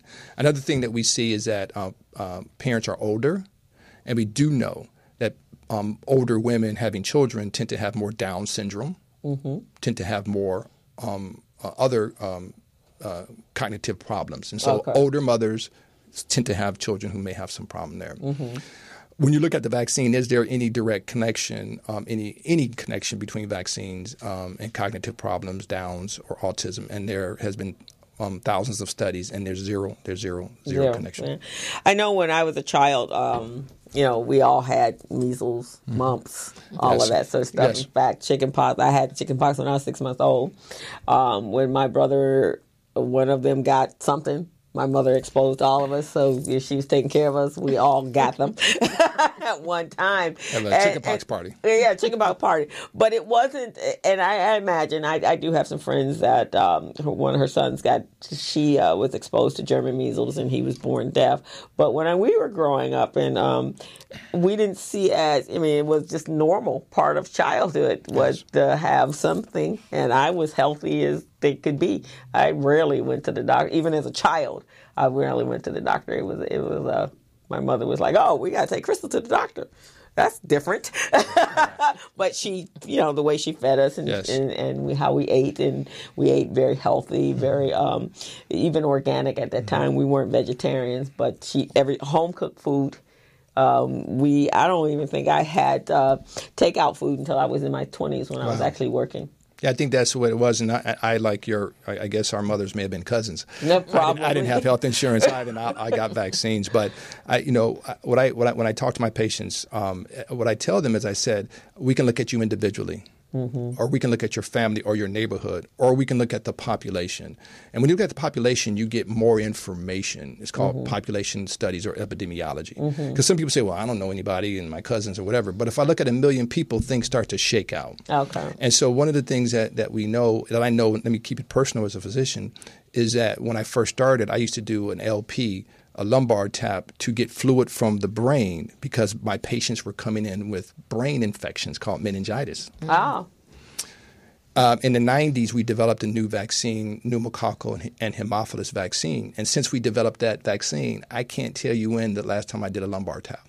So this is Dr. Emel talking. Okay. And my experience with my patients. Okay. And my colleagues. Okay. So we do know that they work. Okay. So we have to look at beyond the individual, the family, or the neighborhood, and look at the population. The population. Okay. That makes a big difference. Makes a big difference. And on that same note, with cancer, it seems like when I was growing up, we didn't have as many people being diagnosed. Heart attacks, yes. High blood pressure, yes. But it seems like there appears more people being diagnosed with cancer. I think but this is from a layperson's perspective. Okay. But one, I don't know that people talked about it so much because it's the big C. They wouldn't even say the whole name. Okay, that could be the case. So that's one. So we don't know the history of what is going on or what had already gone on. Number two is there's a lot of awareness out there about cancer. So and maybe it was about 2007 or so, it was a huge push for women to get mammograms. In fact, in 2009, I just ran across an interview I did with Channel 5 when they wanted to change the age for mammogram, change it from 40 to 50. If they had changed if that had been the case, I would not be here. I'd had my first mammogram at 40, diagnosed inflammatory breast cancer, stage 3B, right out the box. Wow. So is that some of the, from a medical standpoint? I think Pastor Rhonda is hit a home run there. And how many of our mothers or aunts, our grandmothers got mammograms when we were growing up? What was a mammogram? Yeah. And what is an excellent way to diagnose breast cancer? It's by a mammogram. And that's why in our building, in Baldwin Hills Crenshaw Medical Office Building, we have a mammogram machine in the community. But sisters, mothers, aunts, grandmothers, you have to come and get your mammogram. Okay. And your organization is just critical to getting the word out. Okay. Well, then that makes sense. That people just didn't talk about it, and they had illnesses, and they just kept them to themselves, and that's just and that same premise is mental illness in our community. You know, that's the cancer of 10, 20, 30 years ago is not diagnosing them not being diagnosed with a mental illness. You have more. In fact, it was the woman that plays the mother on Blackish. She was on The View 2 days ago, and she is bipolar. Now, that if there is a strain of health issues in our family, it is that. It really came from the white people. No comment. It came from that generation. But there was, I have some family members that both the mother and the father, both the mother and the child are bipolar. But it was a conversation that was never, ever had. It hit their family real hard. The rest of us were okay. We might have a couple of strange ones in each family, but not where they actually were diagnosed with that strain. But I remember when my grandmother was diagnosed, they said that they did see from a gene standpoint, from the DNA, that there was a mental health issue, and it hit this one family member and her family. Yes. And but it was a conversation nobody ever wanted to have a talk. They never wanted to talk about it, and they didn't talk about it outside of their family. Yeah, I mean, it still is to this day. We think of mental health people as being, of course, crazy, which is ridiculous. Mental health is like anything else. It's anything that can be addressed, dealt with, and controlled or resolved. And that's why at our medical office building in Baldwin Hills Crenshaw, we do have that in our building. We have licensed clinical social workers, and we also have psychiatrists. Oh, okay. And so when I have my patients, I had a patient in yesterday, and I said, it's counseling. I've gone through counseling. I went through something in my life, and it helped. You're not crazy. You're not weak. You're not weak-minded. You have a condition that we will help you get over and move on. And I think that being that open about it is good. Yes. I mean, because we'll have some life experience or life stressors, and you squish it, and then some trigger, makes it come. And I think at one time I went to, there's a California psychology or right over in Pico, and I went in. I had a bad breakup, and I went in. I was like, okay, I want to make sure I'm not the crazy one. Yes. So when we got done, she's like, "No, I don't think you're the crazy one." Good, I'm good with that. But you know, the other thing, Crystal, there are even though we know that screening is available, even though we have health care sometimes, we still won't go to the doctor. Oh, no. Why? You know, why won't we go to the doctor? Well, I know women have a tendency not to go because they're caring for everybody else instead of themselves. They put other people first. They say it's inconvenient. They're not making themselves a priority.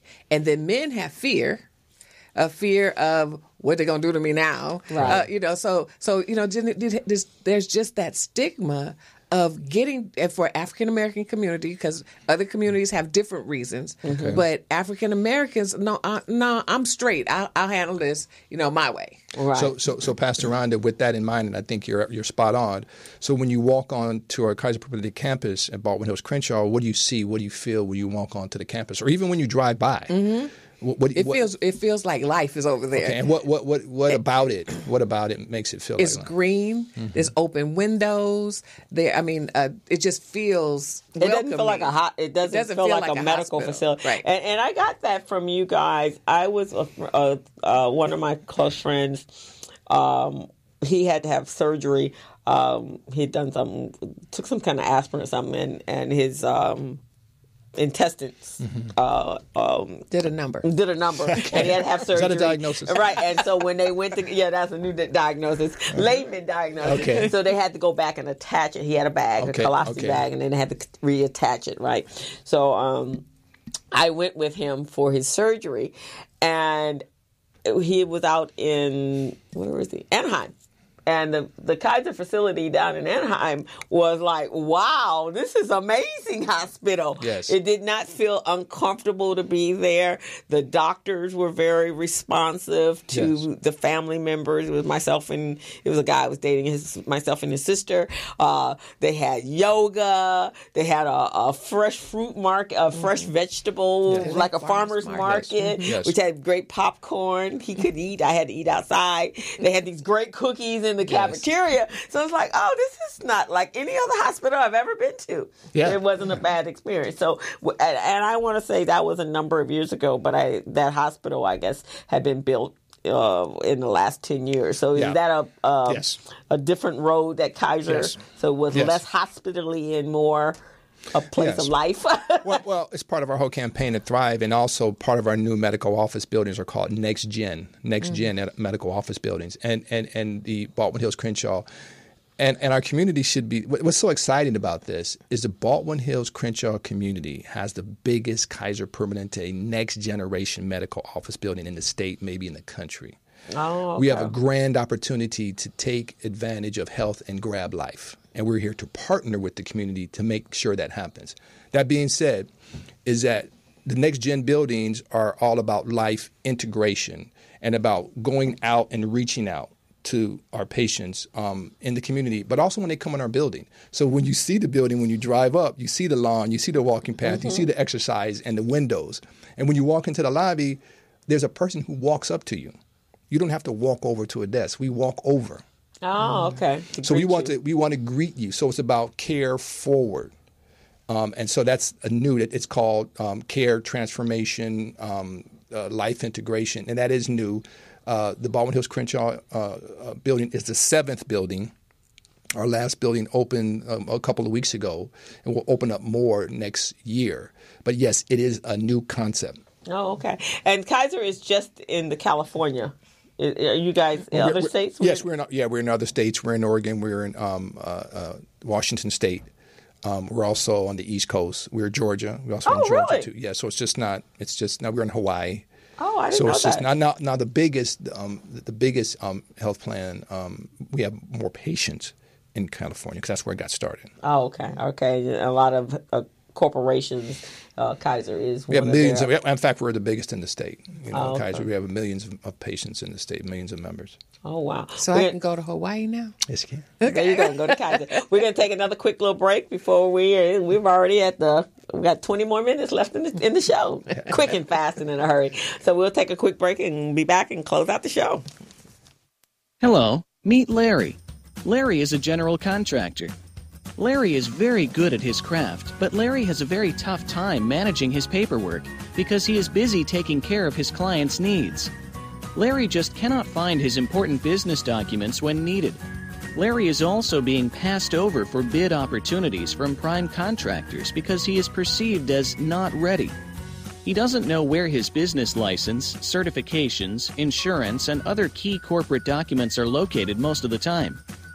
Lucy owns an auto body and collision repair shop and has been using a business management and procurement assistance program called Small Biz Pro to keep her business organized, business ready, contract ready, and bank loan ready. Small Biz Pro is a 3-in-1 cloud-based business management, procurement, and market research assistance system designed to help businesses become business ready, contract ready, and bank loan ready. It also provides back-office operation solutions for small businesses. Lucy is able to stay ahead of her competitors because she uses Small Biz Pro to manage her business daily. Lucy just clicks on Small Biz Pro from her tablet, mobile phone, laptop, or any internet-accessible device for data retrieval, and she's got it. Lucy introduces Larry to Small Biz Pro, and now Larry is more organized and can now find all of his documents and new bid opportunities in seconds. Larry now saves $120 in labor costs for each missing or misplaced document. Just simply go to your web browser and log into smallbizpro.net and register today for a limited 30-day free trial offer. Services start as low as $1 per day. Let's put the competition out of business.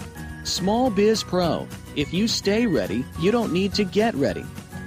Register now at smallbizpro.net and begin saving money. Email info@smallbizpro.net or call 626-533-1186.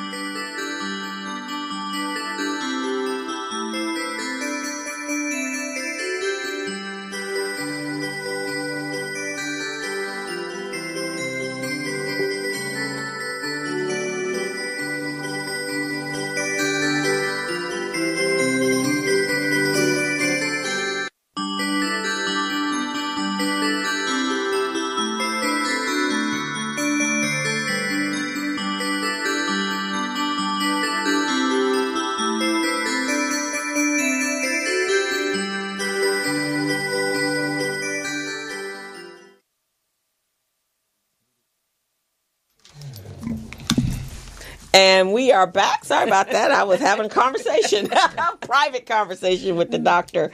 One of the questions, and you are tuning back into the Business Zone with Crystal and Gilbert. I hope you've been able to catch the show on YouTube Live and Facebook Live.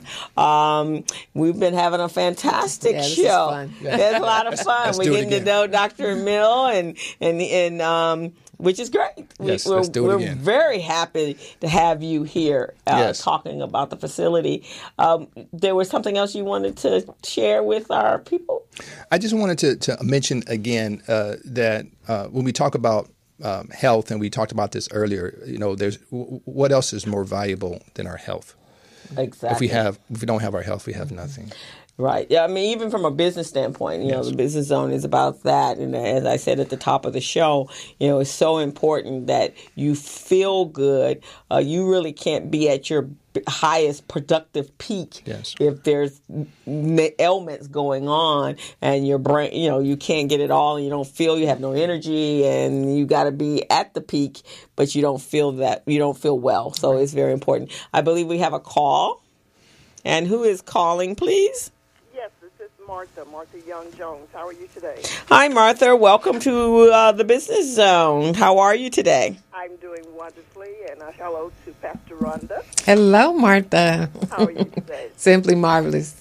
Yeah, I more so wanted to make a comment. I've been to the Baldwin Hills facility, and the services that you spoke of were very wonderful, Doctor. That's great. Being greeted, I actually had 2 things done while there and was not there more than 30 minutes with the greeting, with the teleprompter kind of telling you that you can go in now and so forth. So Yes. those were welcome. Yes, that's great. Services. Excellent. Yeah, I really enjoyed that, and I thought that the fact that they not only greeted you, but someone actually checked on me to make sure that I had made it over to where I was going. So I was like, I hope this keeps up. Yes. Thank you for that, Miss Martha. We appreciate that. Thank you. Yeah, she don't want that just to be y'all's calling card right No. now, and then and like you go to a restaurant and the food is fantastic, and No. then 10 days later, like, No. what happened to all that fantastic care? No. So this is for permanent, right? Well, we didn't build that multi-million-dollar building, 100,000 square foot building, state of the art, design, technology, to give poor care. So we are very concerned about Miss Martha's her care. We call it a care experience, and we want to make sure, Miss Martha, that every time you walk in, we want to be consistent. I work in that building, Miss Martha. My name is Dr. Enrique Emel. And so anytime that you're not receiving anything, or if you're receiving something that you want to compliment, please find me and let me know. I definitely will. I think that Pastor Rhonda can let you know that I would definitely do so. Yes, she would. I'm there every day, Monday through Friday. And Martha, now you have an inside. Yes, she does. Yes, she I does. know that. You have to be very careful, though, Doctor, because those kinds of invitations you will be taking up. I can assure you. Well, and that's okay. And I don't say that lightly because this is my community. I don't know if you heard earlier. I grew up in this community, and you will see me walking through the lobby. I actually walk through the lobby greeting patients, and so I'm there. Well, that's fantastic. Martha, now what facility did you go to prior to Baldwin Hills? Actually, my physician is still at the West L.A. Kaiser Cadillac? Yes, but I was able to get my lab work. I think I got I got my flu shot there. It was just wonderful. Got her flu shot. Oh, okay. Okay, so you can actually, even though you're at your doctor's at Cadillac, you can come over for your shots and your... Yes, you can. If you have Kaiser Permanente insurance, you have Kaiser insurance, you can go to any Kaiser facility and get labs, X-rays, injections, vaccines. Yes. Oh, okay. Well, we have to make sure our community knows this. Now, what is the outreach into the community that since you guys are here? Yes. And I know you're making your rounds. Yes. So what is the outreach to the people that live up on that hill that a lot of them have Kaiser? Well, we put out media blasts.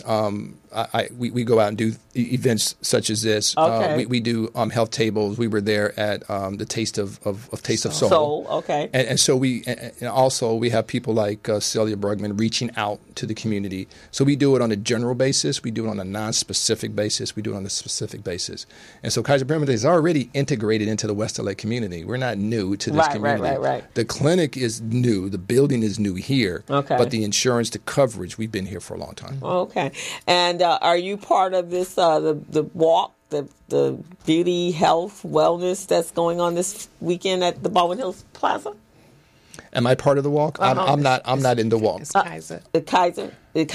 Part of the health and wellness. Yes. Now Expo. I'm not part of the walk. Now Kaiser Permanente may be part of the walk. It's a big entity and it does a lot. Okay. So I'm not part of everything. My wife does want me to come home. Okay. Well, that's a nice thing. She does need to have you come home.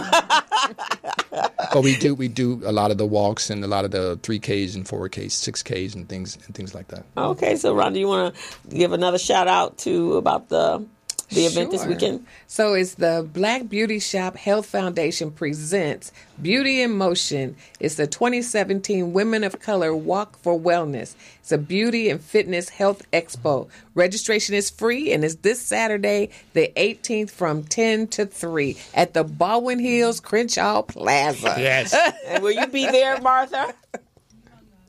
Oh, shut up. Okay. So, well, fantastic. Rhonda, how do they reach you? Celebrate Life Cancer Ministry. My email is Pastor Rhonda at celebratelifecm.org, and the phone number is 424-258-LIFE 5433. Okay.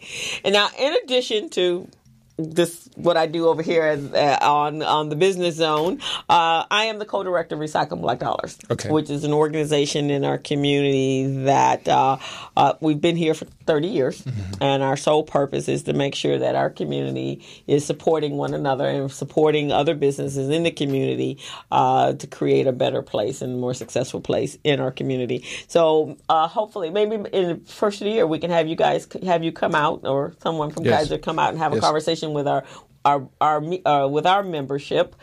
We meet the second Tuesday of every month at Denny's on Crenshaw and Coliseum. And to let the community know and our membership know that Kaiser's here. This video will be uploaded on our YouTube channel, and it's on Morris Media's YouTube channel, and we'll push it out there and blast it out, and we'll send it out to you guys as well. Yes, please do. Yes, please do. And one of the messages I want to definitely get out to those listeners is that we're in the service provider area number 6, SPA 6. It's called SPA 6, and includes the Baldwin Hills Crenshaw community. And unfortunately, the SPA 6, the community that we live in, has a lot of high blood pressure, hypertension, chronic disease, high cholesterol, sexually transmitted disease, mental health. This is where we live. This is where we work. And this is what we're planted in. We can do better. The community can do better. The healthcare providers can do better. But we'll do our best once we partner together and have that same goal of making sure in total health we are healthiest. And we can thrive and strive to do and be better, not only for ourselves, but for our children and our grandchildren. Oh, that'd be fantastic. And we can even use our platform here where we're reaching out to our business people about taking care of themselves. Maybe we can have once a month or every quarter, you have someone come out just to talk about how to take care of your health, how to reduce the stress. That would be excellent for our business community because it's very stressful to be a small business owner and wear all the hats. I can only imagine. and really, truly not have time to go to a doctor. That's not good. Yeah, and that we can do better. And that happens a lot in our community. Is that I can't take our time. What if they tell me something horrible? Oh my God, I won't be able to make the mortgage this month. Okay, I forget it. I'm not going to the doctor. Oh my goodness. Right? Then you won't need a mortgage. You won't need a mortgage. There's no mortgages in cemeteries, right? There's no mortgages in cemeteries. There's more. So maybe we need to help them understand why it's important for them to go for their preventative care and that kind of stuff. Yes, just let me know. I will open my schedule because that is part of being part of and integrated and embedded in the community. Right. So yes, I will. I am committed to that. And there are so many there are a number of stakeholder organizations in our community. Recycling Black Dollars, and we have the Crenshaw Chamber, which they came and introduced us and it helped us have a tour of your facility. And there's Vermont Slauson. So all this area is very it's a large population of small business owners that just trying to make it through the day, and the healthcare is usually on the back burner. And there's another thing that you mentioned, Crystal, is that many of the small business owners have payrolls. Yes. And so if your workers are not engaging in healthy behavior and they're sick a lot, that impacts your productivity and your bottom line. Right. So not only maintaining your health, but also giving your workers healthy advice so they're more healthy, more productive, and you're more profitable. Right, exactly. And they do, there's quite a few. I know Lamert Park does a lot of expos and wellness events over there because that's the artist community, and most of them are very entrenched into vegetarian lifestyles and so forth. But again, those other areas, the mental health and then our children. Yes. That's where I live. I'm a pediatrician. Yeah, that's your area of expertise. And we look at our children. They're not as physical.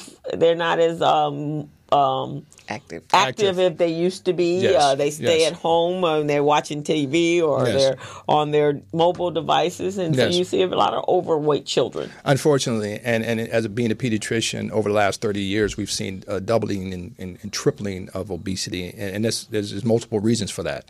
But it's unhealthy eating, it's no home cooking, It's less activity in the schools. Instead of having PE every day, you may have PE a couple times a week. And also it's video overplaying the video games. And so, have a plan for your children, have a plan for health for your child, and then partner with your pediatrician. And we will help you to make sure that by the time your child is 18, that they'll be healthy, whole, and ready to graduate into a college, a four-year university with scholarship.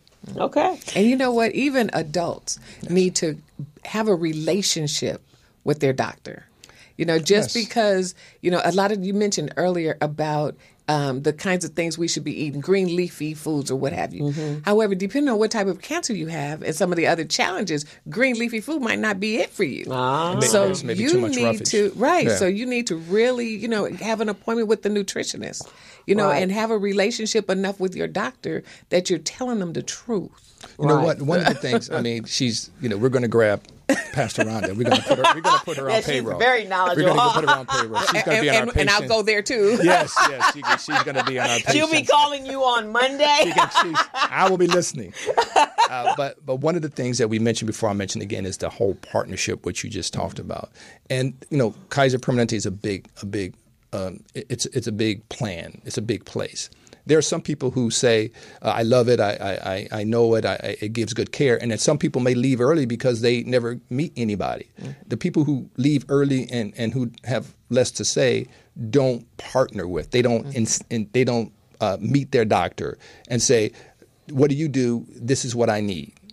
Let's have that conversation. Let's partner with. Know, own, and control.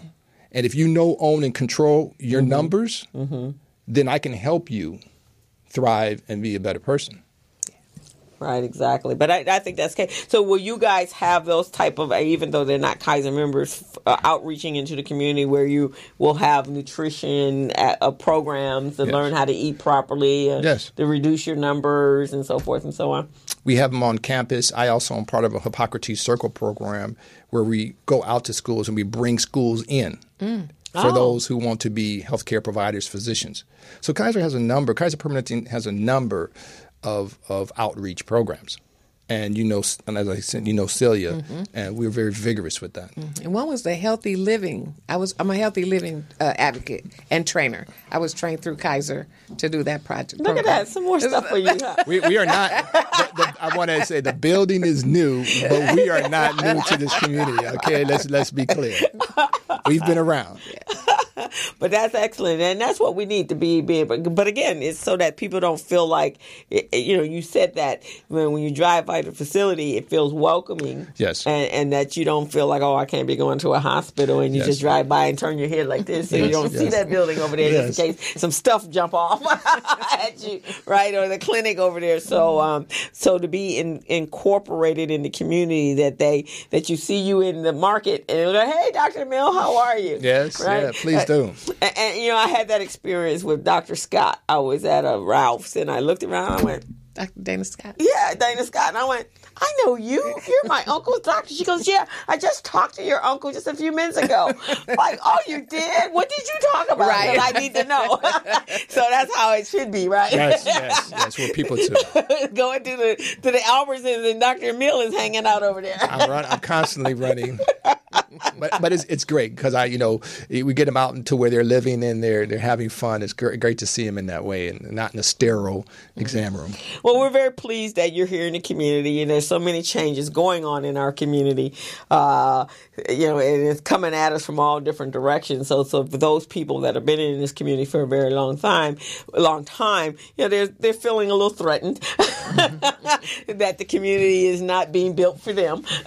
And I'm sure you guys have heard that over the time when you first broke ground. Yes. So there are a lot of people here in this community that, they want to just make sure that they're a part of and inclusive of the community, and that services are being brought here for the benefit of them that have invested and grown and raised their children here, bought their homes here, have a major investment in the community. Yes. And that there are services that have been, in the past excluded from, but now they're available for us. So yes, and like we said, from our very inception, we had Turner Construction. They hired people who walked to work. meaning that they lived in the Crenshaw community. Right. That's good. So, and we have people who live in the community. I live 13 minutes away. Okay. We have people who live a couple miles away.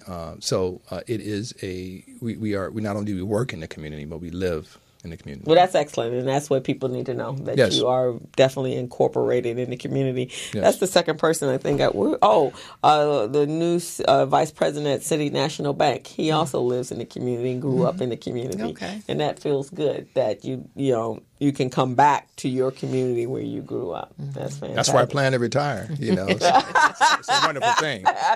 And your son be like my nephews. I told their parents, don't sell the house. We will be buying it because we're never leaving Yes, the 90043 area code. And one thing that I know it's your show, and I appreciate you, Crystal, for inviting us, but to continue to get the word out that we own the community. We are owners in the community. Okay. So what are ways that we can have, as other people move in, we can still maintain ownership of our community, and there's a way to do that. Okay, So, and that's the conversation. I look forward to business leaders like yourself. Yeah, and that's the conversation we want to be extend, and that's what we're doing in the community, making sure that there's a place for our business owners, welcoming in new business, embracing so that they know that you're here, and utilizing the wonderful medical center there, so that it will stay here in the community, and that it's and all that innovation is there for them as well. So that's fantastic. Well, we are 5 minutes before the show is ending. We do want to thank you, Dr. Mill, for taking out the time to be here. Thanksgiving is next weekend, so you guys don't eat too much, so you'll have to go over to him because your blood pressure is sky high because you're eating the wrong foods. But you can eat if you go exercise, right? Yes. You don't have to watch your weight on that day, but make sure you move. There's movement going Run on. on Wednesday and Friday. Wednesday, Friday. And don't forget the chair exercise while you're watching the football game. Right, exactly. So cheer, raise your arms, get the heart moving, get the blood running. Make sure you get your preventative care, Most your definitely. mammograms, and all the other wellness services that you need. Don't be afraid to go to the doctor. He was really kind of cool. He was friendly. Those numbers, know your numbers, own your numbers, and control your number, and partner with your physician. And if any of those parents out there have babies and children, take them over to Dr. Mill. He's a great doctor, man. When I was a child, I would have loved to have gone to him. I got needles, though. Oh, wow. Well, at that age, it was my mother's problem, not mine. It wasn't until I got to be 18 I could make a decision. No more needles for Crystal. Okay. We have the event going on at the mall this weekend. I want to shout out to my one of my best friends. Today is her birthday. Happy birthday, Stacy. birthday. I'll see you this afternoon, Miss Stacy McBride. What else is going on? What are you doing for Thanksgiving? I think they're going to make me cook something. And I want to do something healthy that'll surprise them. But but also I thought about going to the veggie grill and getting the mashed potatoes made out of cauliflower and just blow them away. Now And they'll be living. like, this is That's safe, living. Yeah, so take it out of their container. Oh, put yeah, it in by your all means. container, and they will never know that you didn't do this magical the chew stuff It's like, in your you kitchen. changed. And Dr. Mill, Tomorrow's a very important day, very critical event going on. USC against UCLA. Fight on. Trojans are right gonna, on the USC. USC is going to put the beat down. All righty, alma mater. And so what are you doing for Thanksgiving? My wife is from Chicago, so we'll be going out to Chicago. Oh, okay. My family just left Chicago. And Downtown Chicago. It's great. Oh yeah, my aunt just they just moved their whole body, soul, everything to Tennessee because it's too cold in Chicago.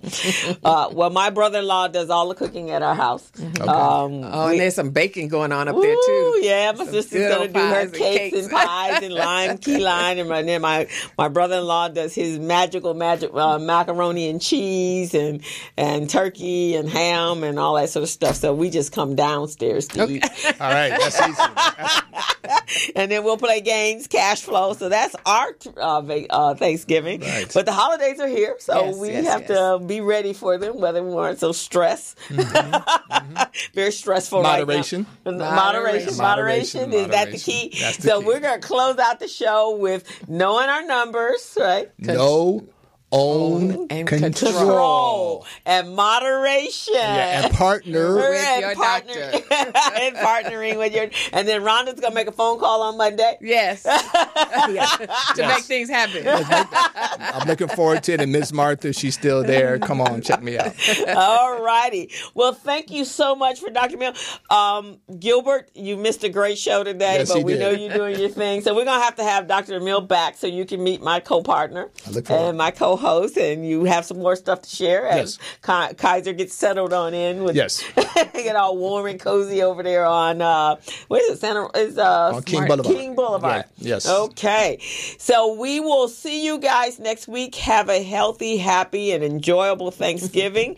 And we will not be here next Friday. So we will see you in December. And we are out. Hello, meet Larry. Larry is a general contractor. Larry is very good at his craft, but Larry has a very tough time managing his paperwork because he is busy taking care of his clients' needs. Larry just cannot find his important business documents when needed. Larry is also being passed over for bid opportunities from prime contractors because he is perceived as not ready. He doesn't know where his business license, certifications, insurance, and other key corporate documents are located most of the time. Lucy owns an auto body and collision repair shop and has been using a business management and procurement assistance program called Small Biz Pro to keep her business organized, business ready, contract ready, and bank loan ready. Small Biz Pro is a 3-in-1 cloud-based business management, procurement, and market research assistance system designed to help businesses become business ready, contract ready, and bank loan ready. It also provides back-office operation solutions for small businesses. Lucy is able to stay ahead of her competitors because she uses Small Biz Pro to manage her business daily. Lucy just clicks on Small Biz Pro from her tablet, mobile phone, laptop, or any internet-accessible device for data retrieval, and she's got it. Lucy introduces Larry to Small Biz Pro, and now Larry is more organized and can now find all of his documents and new bid opportunities in seconds. Larry now saves $120 in labor costs for each missing or misplaced document. Just simply go to your web browser and log into smallbizpro.net and register today for a limited 30-day free trial offer. Services start as low as $1 per day. Let's put the competition out of business. Small Biz Pro. If you stay ready, you don't need to get ready. Register now at smallbizpro.net and begin saving money. Email info@smallbizpro.net or call 626-533-1186.